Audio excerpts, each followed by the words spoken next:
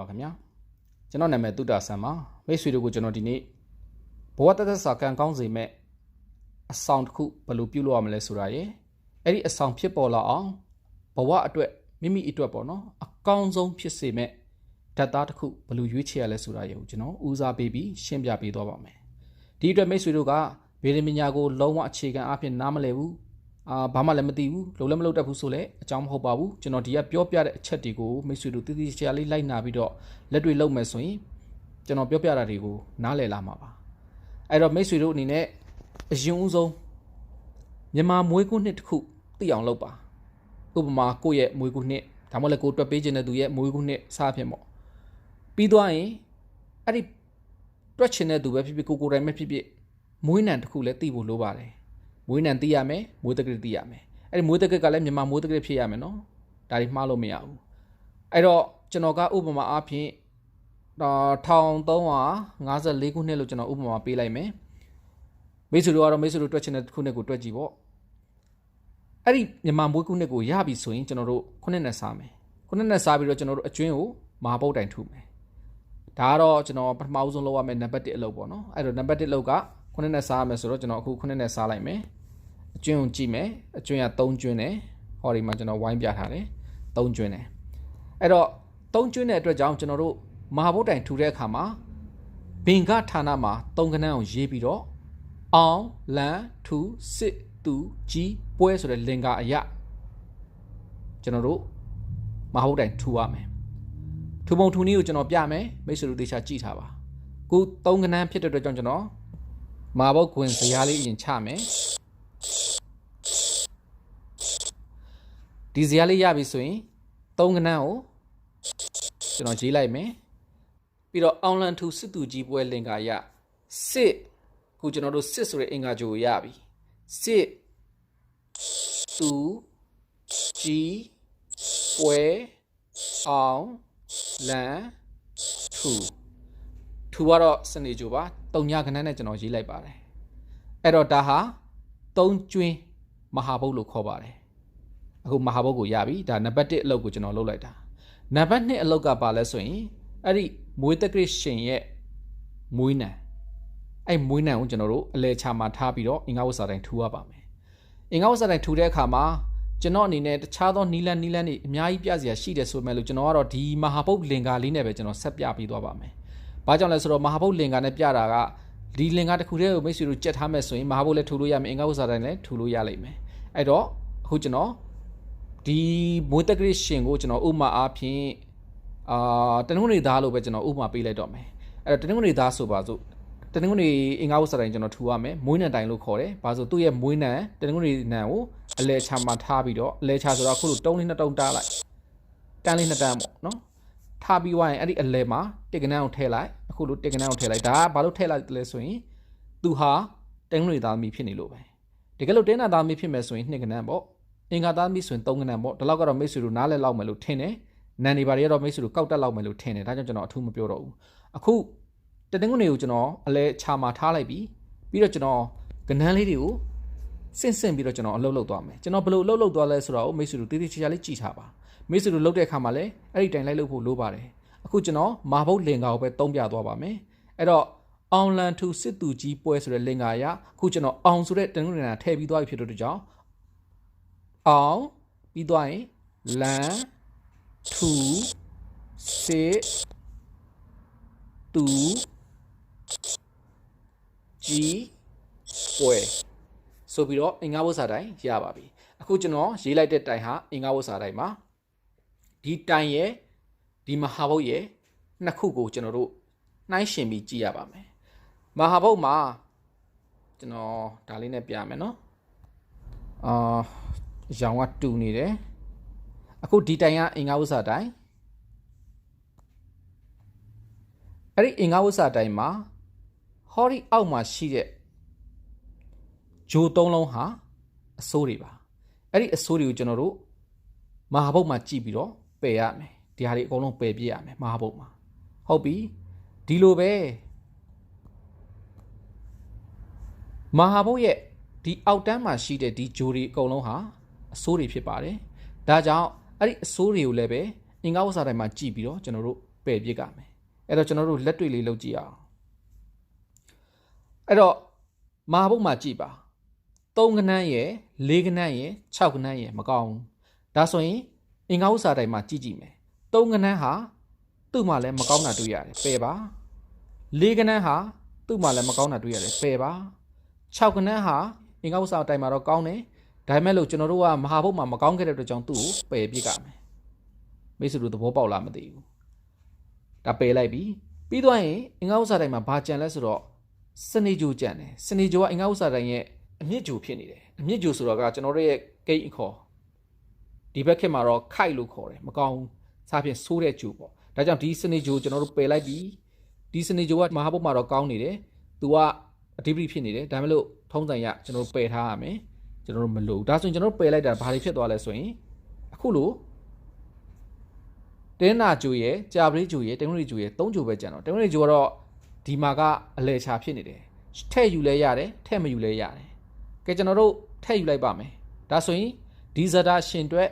ဘာတွေကောင်းအားရှိတယ်လဲဆိုရင်တင်းနာဂျိုကောင်းတယ်ကြာပရိဂျိုကောင်းတယ်တင်္ဂရိဂျိုကောင်းတယ်အဲ့ဒီ3ဂျိုဟာအဲ့ဒီဇတာရှင်အတွက်ဘဝတသက်တာအကျိုးပေးမဲ့ဓာတ်သားတွေပါပဲလုံးဝအစင်ကြေရွေးပြီးသားပါသို့တော့ကျွန်တော်ရဲ့စမ်းမဟာမူမာကနည်းနည်းလေးအသေးစိတ်တယ်ဒီလိုမျိုးဖြစ်လာရုံနဲ့ကျွန်တော်တို့ကမပြီးဘူးဘယ်လိုထပ်တွေးရလဲဆိုရင်ဘယ်ဓာတ်သားဟာဒီဇတာရှင်အတွက်အကောင်းဆုံးဖြစ်မလဲ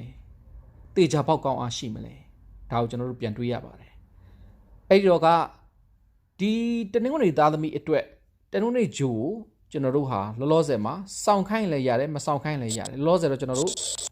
စောင့်ခိုင်းရမလားမစောင့်ခိုင်းရမလားဆိုတော့မတွေးနဲ့အောင်နောက်တစ်မျိုးကျွန်တော်တို့တွေးကြည့်မယ်တနင်္ဂနွေသားသမီးနဲ့တနင်္ဂနွေဂျိုဟာဘာတော်လဲဆိုရင်မိတ်လည်းမဟုတ်ဘူးရန်လည်းမဟုတ်ဘူးဥဒသိန်းလို့ခေါ်တယ်ဂျားနေဂျို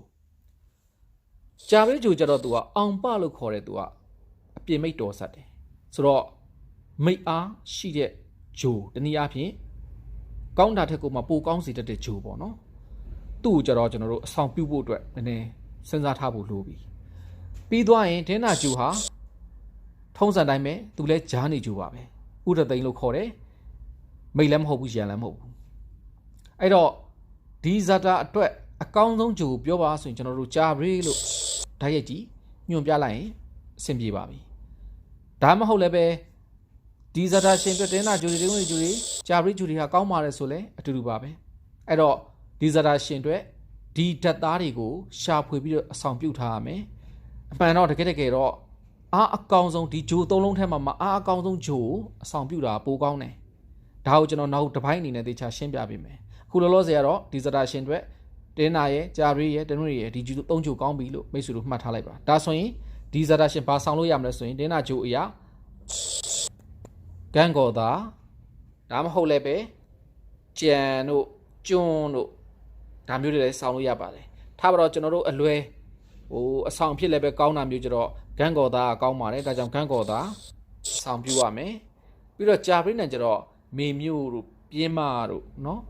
ပေါက်တို့စားဖြင့်ရှိတယ်များသောအားဖြင့်ကျွန်တော်တို့ပေါက်သားကိုပေးလိရှိတယ်ပြင်းမသားကြတော့ကျွန်တော်တို့ရဲ့ပညတ်နမိတ်အရာသူကပြင်းမမတယ်ဆိုတော့တိတ်တော့မကောင်းဂျာပရိတော့ဂျာပရိပဲဒါပေမဲ့သူကပြင်းမမတာမပြင်းရင်မမဘူးဆိုတော့ကျွန်တော်တို့ရဲ့နမိတ်အရာဆိုရင်ဒါနမိတ်မကောင်းလို့ကျွန်တော်တို့ယူဆတယ်ဒါကြောင့်နမိတ်ကောင်းတဲ့အသားလေးဖြစ်အောင်လည်းမိတ်ဆွေတို့နည်းနည်းလေးစဉ်းစားပြီးတော့ရွေးချယ်ဖို့လိုပါတယ်တကယ်လို့မှလုံးဝသုံးစရာမရှိလို့သုံးရင်တော့ကျွန်တော်လည်းမပြောတာဘူးပေါ့နော်အဓိကတော့ကျွန်တော်တို့ပေါက်သားကိုသုံးပါတယ်ဂျာပရိနံမှာဒီနေ့နံမှာကျတော့ကျွန်တော်တို့အလွယ်တကူအုံသားကိုပဲသုံးလို့ရှိပါတယ်ဒါဆိုရင်ဒီဇာတာရှင်ဟာဂန်ကောသားကိုလည်းဆောင်းလို့ရတယ်ပေါက်သားကိုလည်းဆောင်းလို့ရတယ်အုံသားကိုလည်းဆောင်းလို့ရတယ်ဒါတော့တခြားဆရာကြီးလည်းဒီလိုပဲရွေးကြပါတယ်ဒါပေမဲ့ကျွန်တော်ကစမ်းမဟာပညာကို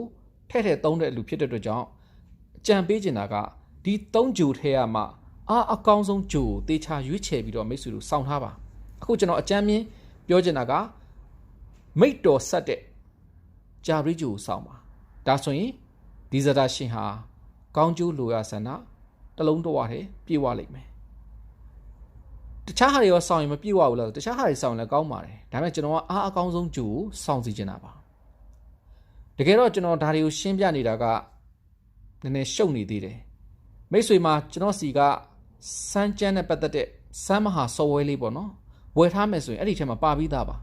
ကျွန်တော်အထွေထူးတွေတော့မှကျွန်တော်တွက်ချက်နည်းတွေရှင်းပြနေစီတော့မလိုပါဘူးအဲ့တော့ကျွန်တော်အဲ့ဒါလေးနဲ့လည်းရှင်းပြပေးမယ်အဲ့တော့ကျွန်တော်ရဲ့ဒီစမ်းမဟာပညာမှာကျတော့မြန်မာတက္ကသိုလ်နဲ့ဓာတ်ရိုက်တွက်တာမဟုတ်ဘဲနဲ့ကျွန်တော်ကတည်တွင်ထားတာအင်္ဂလိပ်တက္ကသိုလ်နဲ့တွက်တဲ့နည်းကိုတည်တွင်ထားတာဖြစ်တဲ့အတွက်ကြောင့်မိတ်ဆွေရဲ့မွေးတက္ကသိုလ်ကိုအတိအကျကြီးတည်ထားဖို့တော့လိုမယ်ဥပမာဘယ်နှစ်ရက်ဘယ်နှစ်လရက်ဘယ်နှစ်ခုနှစ်မှာမွေးတယ်ဒါမျိုးပေါ့နော်ဥပမာကျွန်တော်က21ရက်နေ့2လပိုင်း1964မှာမွေးတဲ့လူတစ်ယောက်နဲ့ကျွန်တော်ဥပမာပေးပြီးတွက်ကြည့်အောင်အဲ့တော့တွက်ကြည့်လိုက်မယ်တွက်ကြည့်လိုက်တော့ဘယ်လိုကြလဲဆိုရင် तू ကတောက်ကြသားသမီးဟုတ်ပြီနော်တောက်ကြသားသမီးသူ့ရဲ့မဟာဘုတ်ကဒီမှာသူ့ရဲ့မွေးနဲ့အင်္ဂါဝတ်စာတိုင်းကဒီမှာကျွန်တော်စောစောကရှင်းပြခဲ့တဲ့မူနဲ့အတူတူပါပဲကွာခြားတာဒီမှာအင်္ဂလိပ်လိုခုနှစ်တွေကိုတွက်သွားတယ်ဆော်ဝဲစနစ်ဖြစ်တဲ့အတွက်ကြောင့်မြန်ဆန်မှုရှိတယ်နောက်တိကျမှုလည်းရှိတယ်လက်တွက်မှာတော့တစ်ခါတရံမှာအကြောင်းကြောင့်တင်ချာချွတ်ချော်သွားတာပေါ့လို့ရှိကောင်းရှိနိုင်တယ်အဲ့တော့လောလောဆယ်မှာအခုကျွန်တော်ကဒီဇာတာလေးနဲ့လည်းမိတ်ဆွေတို့ထပ်ပြီးရှင်းပြပေးမယ်အခုဆိုရင်မဟာဘုတ်ကိုမိတ်ဆွေတို့တည်သွားပြီအင်္ဂါဝတ်စာတိုင်းကိုတည်သွားပြီဘာမှအထွေထူးတွေဘာလင်္ကာညာလင်္ကာတွေယူပြီးတော့ကြက်နေစရာတွေမှတ်နေစရာတွေမလိုဘူးအဲ့တော့ကျွန်တော်ကဒီမှာရွေးချယ်ပုံရွေးချယ်နည်းကိုကျွန်တော်နှိုင်းရှင်းပြီးတော့ပြောပြပေးသွားမယ်အခုဒီဇာတာမှာကြာပရိရဲ့တင်းနာရဲ့အင်္ဂါရဲ့၃ကျူဟာမဟာဘုတ်မှာအညံ့တင်းနာရဲ့ကြာပရိရဲ့တနင်္ဂနွေရဲ့ဟာအင်္ဂါဥစ္စာတိုင်းမှာအညံ့အဲ့တော့တူရတွေကျွန်တော်တို့ပယ်တတ်လိုက်ရအောင်ပယ်တတ်ကြည့်မယ်ကြာပရိဟာဒီမှာလည်းမကောင်းဘူးဒီမှာလည်းမကောင်းဘူးနှစ်ခုလုံးမကောင်းဘူးတင်းနာဟာမဟာဘုတ်မှာမကောင်းဘူးအင်္ဂါဥစ္စာမှာလည်းမကောင်းဘူးအင်္ဂါဟာမဟာဘုတ်မှာမကောင်းဘူးအင်္ဂါဥစ္စာမှာတော့ကောင်းတယ်သို့တော်သူ့ကိုမဟာဘုတ်မှာမကောင်းတဲ့ကြောင့်ပယ်ရမယ်ပြီးရင်အင်္ဂါဥစ္စာတိုင်းမှာတန်ငွေကျူဟာမကောင်းဘူးဒီမှာတော့တန်ငွေကျူအထုံးဖြစ်နေတယ်ကောင်းတယ်ဒါပေမဲ့လို့ကျွန်တော်တို့ကအင်္ဂါဥစ္စာတိုင်းမကောင်းတဲ့ကြောင့်ပယ်ရမယ်ဒါဆိုရင်ကျူဟာ3ကျူသူ့မှာလည်းရပြန်တယ်တောက်ကြရဲ့ဗုဒ္ဓဟူးရဲ့စနေရဲ့ဒါပေမဲ့အဲ့ဒီအထက်မှာတောက်ကြကျူကအင်္ဂါဝတ်စာတိုင်းရဲ့အလဲချာဖြစ်နေတဲ့ကြောင့်သူ့ကိုထည့်မသုံးလဲရတယ်သုံးလဲရတယ်အထူးဖြင့်စနေကျူနဲ့ဗုဒ္ဓဟူးကျူဟာဒီဇာတာရှင်အတွက်ဒါအကျိုးပေးကောင်းတယ်လို့ပြောရမယ်အဲ့ဒီနေရာမှာကျွန်တော်တို့မိတ်ရန်ဓာတ်သဘောတွေနဲ့ကြည့်ရအောင်ကြည့်တဲ့အခါမှာတောက်ကြသားသမီးအတွက်တောက်ကြကျူဟာဥဒသိန်လို့ခေါ်တယ်ဂျာနေကျူပါဗုဒ္ဓဟူးကျူကကြတော့တောက်ကြသားသမီးတွေအတွက်ဝန်သေးလို့ခေါ်တဲ့ရေကျူတနည်းအားဖြင့်ဓာတ်ကျူပါရေဓာတ်ပေါ့နော်ဓာတ်ကျူပါဓာတ်ကျူဆိုတော့ကောင်းတယ်ပေါ့ဒါကောင်းတာပေါ့နော်ပြီးတော့စနေကျူဟာကြတော့ဒီတောက်ကြသားသမီးတွေအတွက်ဒေါသူတုတဆိုတဲ့ရန်ကျူဖြစ်နေပြန်တယ်ဆိုတော့ကျွန်တော်ရဲ့စမ်းမဟာလိုရဆိုရင်တော့ရန်ကျူဖြစ်နေတဲ့ဓာတ်သားကြီးကိုကြာရှည်ကြီးဆောင်မှုအတွက်တော့ကျွန်တော်ကခွင့်မပြုခြင်းဘူးတကယ်လို့ဒီဇာတာရှင်အတွက်ဘဝတတအကျိုးပေးခြင်းနဲ့ကြီးပွားချမ်းသာခြင်းနဲ့လူရန်ဆန္ဒတွေပြည့်ဝခြင်းနဲ့အောင်မြင်ခြင်းနဲ့ဆိုရင်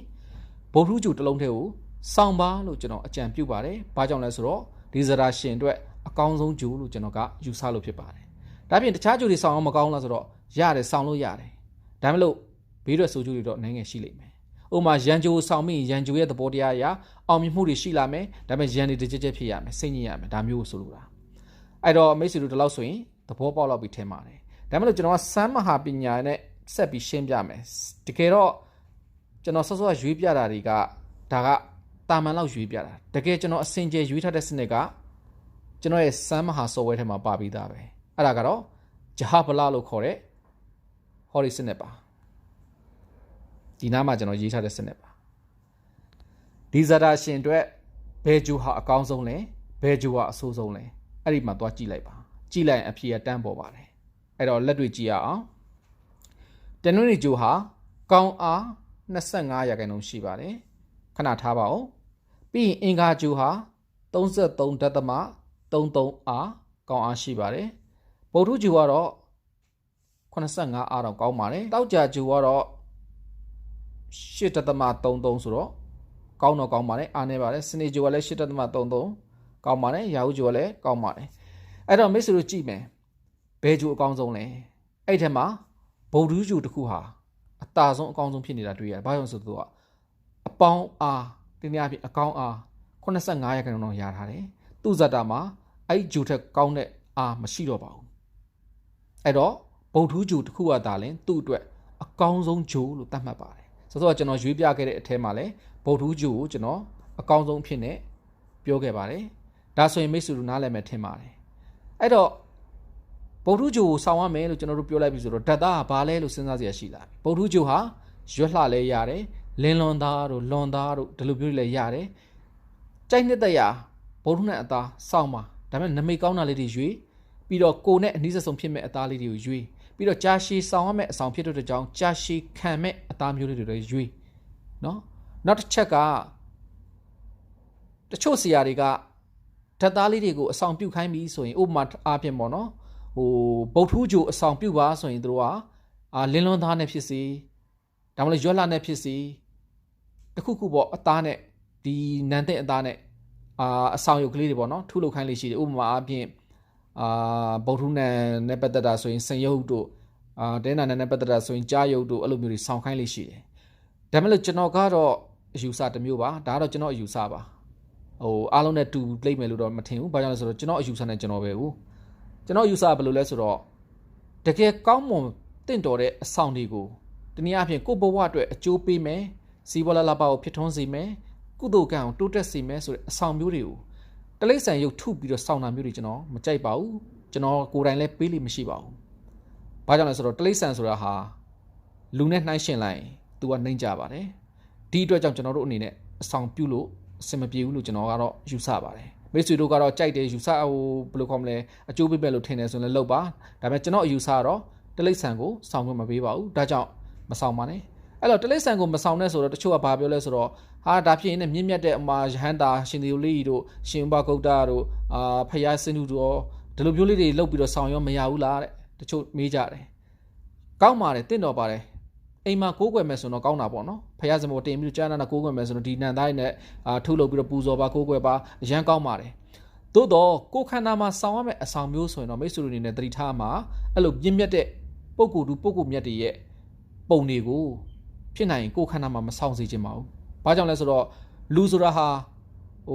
ဘယ်လိုခေါ်မလဲအိမ်သားတဲ့ဝင်လဲဝင်ရမယ်မတင်တော်တဲ့နေရာတွေပေါ့နော်စဖြစ်ရောက်လဲရောက်မယ်ပေါ့အဲ့တော့